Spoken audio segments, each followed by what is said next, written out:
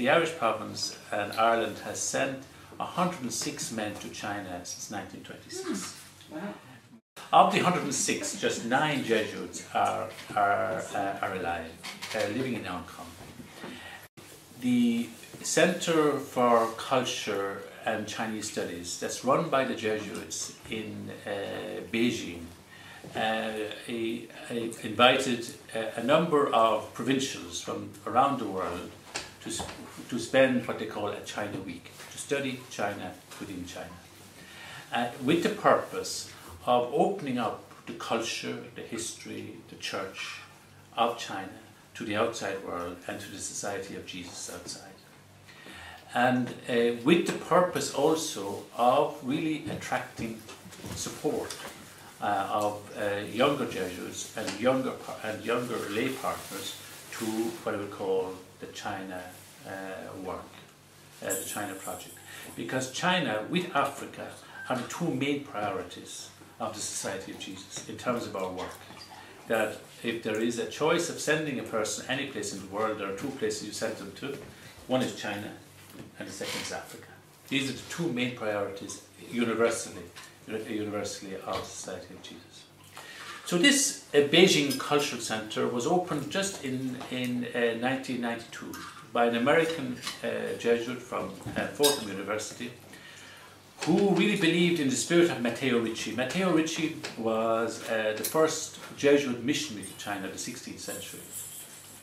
And Matteo is famous because of his approach to entering into a new culture and becoming a missionary. He was a man perhaps who could be summarized in developing, I suppose, the basic motivation with concept around entering into a new culture. And his first treatise was on friendship. That when you enter a culture, you befriend that culture, you build friends in that culture, so that you actually look at the values, you study the values of that culture, you imbibe those values. You enter into the literature, the culture, the language, especially learn Mandarin, for so long. And he also was a great scientist, and he introduced the clock to China, and he also brought in a lot of his astronomical skills into the world of science. And the emperor constantly wanted to see him, but Anthony and our Chinese friends would tell us much more about the different Chinese emperors. They were surrounded by a bureaucracy that actually prevented people from seeing him. And actually Matteo Ricci, although he lived in Beijing in 1601, actually never saw the emperor, although he just lived down the road by about 10 miles in the Forbidden City.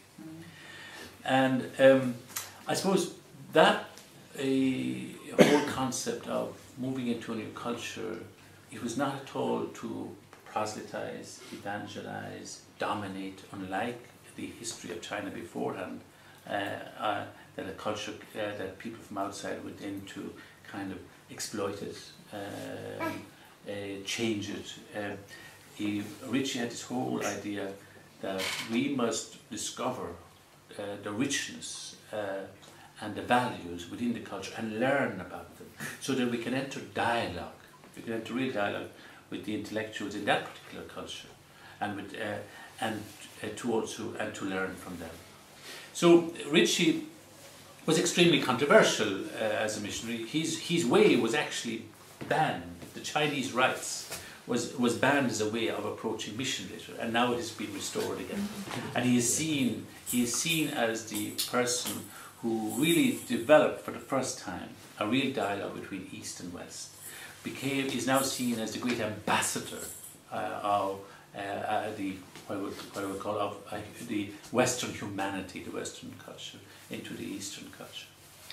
And in the anniversary we celebrated, some of you participated in last year, he was remarked as, I suppose, being the prototype or the example of how we enter into dialogue with a people that we know little or nothing of.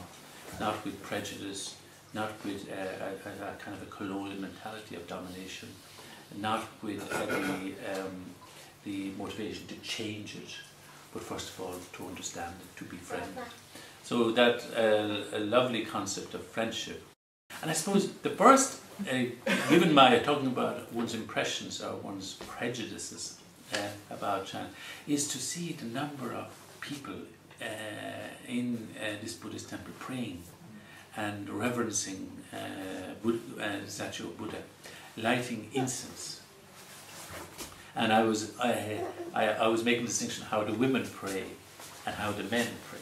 The men are very kind of conservative in their reverence of Buddha, while the women really raise their hands and raise the smoke, of the incense to heaven, very demonstrative. And I was saying, my image of China was that religion was dead, or that the religious spirit was dead. And here you could have been I've been in Thailand, I used to go around to a lot of Buddhist temples, and here you saw almost a replica of what you saw in other kind of cultures where Buddhism is a primary religion. Tremendous reverence, people lining up, like people lighting candles for intentions. Then you have people buy all these little wooden plaques, write their intention, and hang on the wall just beside the Buddhist statue. How that religious spirit has survived, Maoism and communism, where the explicit ideology of the party is that religion is a sign of the underdevelopment of a race. And when we have developed, religion, in fact, will disappear. So meanwhile, what the party says, we will accommodate ourselves to religion until people see better. And what really strikes me about our culture, I suppose, the Chinese culture, is the politeness, the sense of, I suppose, reverence for, I suppose, the little things of life in terms of how you salute people. A tremendous, I suppose, sense of the ethereal, the universal, the heavenly. And it comes very much, I think, strongly from what I would call the Buddhist culture. And probably if there's one theme in the Buddhist culture, and this theme is harmony. Being in harmony with one another, being in harmony with the universe, being in harmony with oneself. And how much of the religion, or much of the art and the artifacts in China is very much expressing this theme of harmony. Now the party has adopted that religious kind of theme in its own way. Anyone who actually stands for human rights is seen as breaking the harmony of the people.